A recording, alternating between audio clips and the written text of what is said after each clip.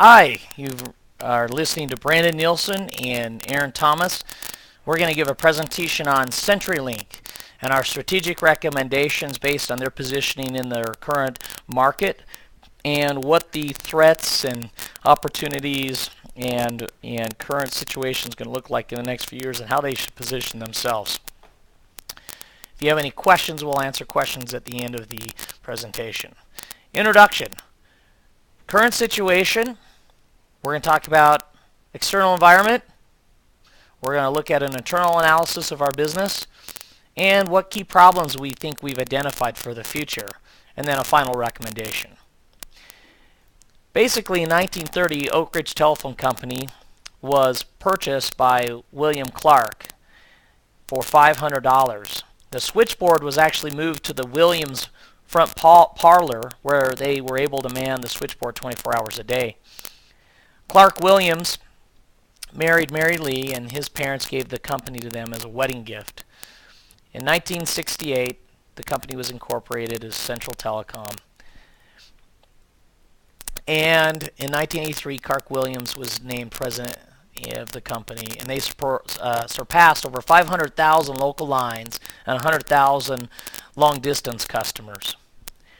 In 2002, Glenn Post was named chairman after Williams died.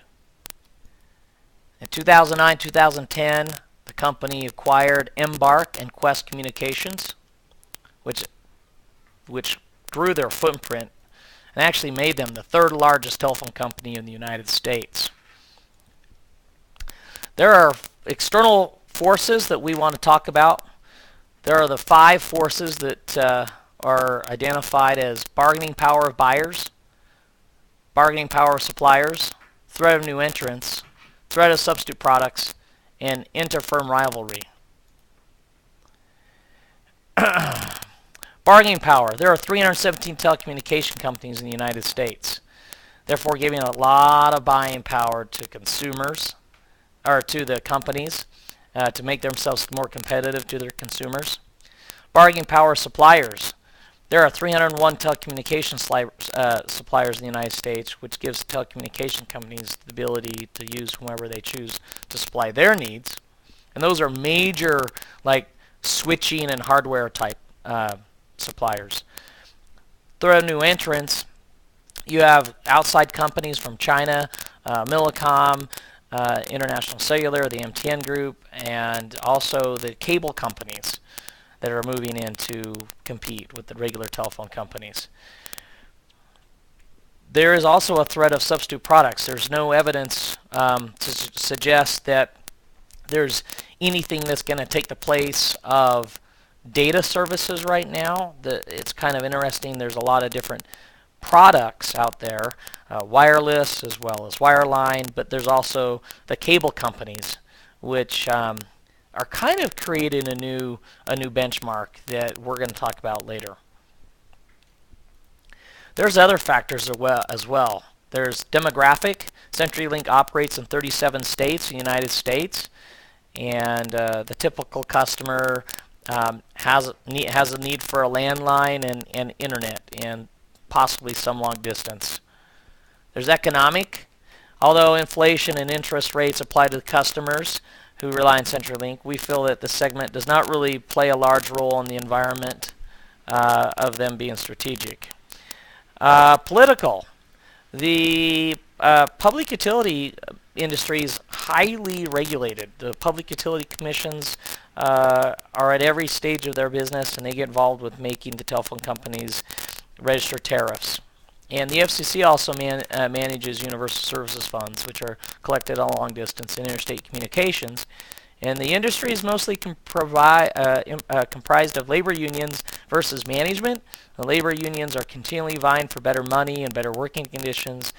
And there's been a lot of deregulation, which has introduced new entrants into the industry as well. And some of those entrants do not have large labor unions. Social cultural. Telecommunication industry is extremely diverse workplace, and those labor unions are definitely in there. They try to create equal and good quality work life, and they're pretty strict on not letting one form, one function or position cross-trained into other positions without prior permission. So it's very hierarchical.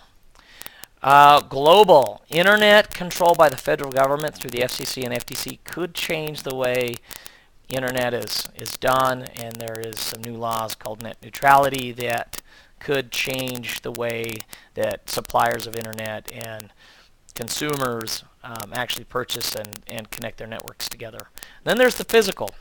Using green technology for network hardware, building and revamping old data centers and central offices with smaller footprints of equipment and small and less energy consuming of devices is also something that can help control costs. And then there's technology. The various technological areas that CenturyLink uses are data, high-speed bandwidth access, voice, traditional telephony, analog and digital.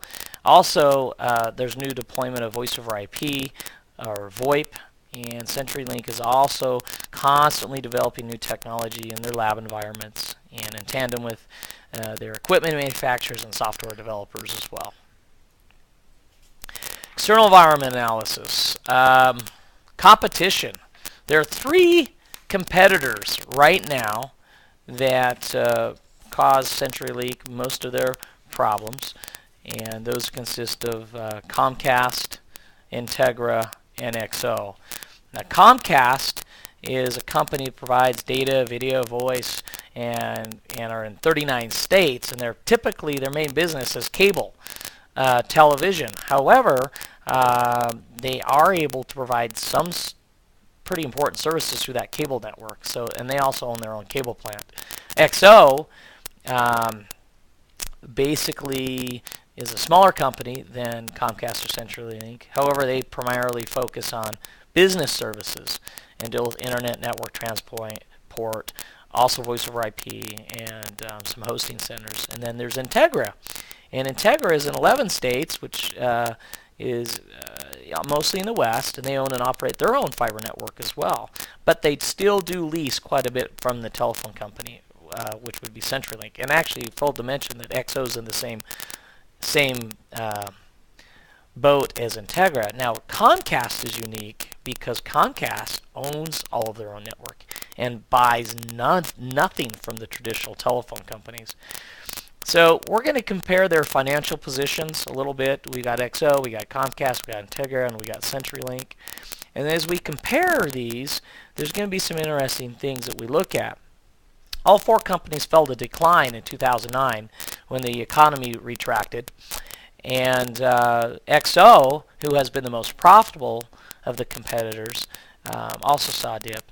Now, as you can see in their statistics, they're creating a 100% rate of return on their investment because their long-term debt is 0. And this was a pretty big, brave, bold move in 2007 as they used the revenue to buy down that long-term debt. This was bold because you can see in the next firm, our competitive set is Comcast. They've decided to buy down their debt in a much smaller pace and rate. And this move for Comcast has left them with about a third or 30% of the rate of investment, of return on investment. So unfortunately, since our third firm, the competitive set, which is Integra, is a private business, their financial stuff has been hard to find, but we did find some statements. We did find some basic financials that you can see here that we're able to fill out. But Moody's have them downgraded on their credit down to a BB2. And we also did find a limited financial statement where there was a disparaging kind of remark from their CEO out of their 2010 financial. I will go ahead and read that because I think it's pretty interesting. We believe that the financial and economic pressures faced for our business customers in this environment have diminished consumer spending, corporate downsizing, and tightening credit have had and may continue to have an adverse effect on customers downsizing their level of service with us, and our attrition rates are going higher. In addition, these economic pressures have resulted in increased customer demand for price reductions in connection with contract renewals, have reduced appetite for existing customers to take additional services from us, and have reduced the number of business startups available to which we can sell our services. These factors, taken together, have significantly limited our ability to grow revenues. Integra 2010. So, how does our company stack up? CenturyLink. CenturyLink's long-term debt is very small compared to our competition. They could continue to keep buying down their debt. Overall total revenue drastically outweighs any of our competition's revenue as far as on the phone side.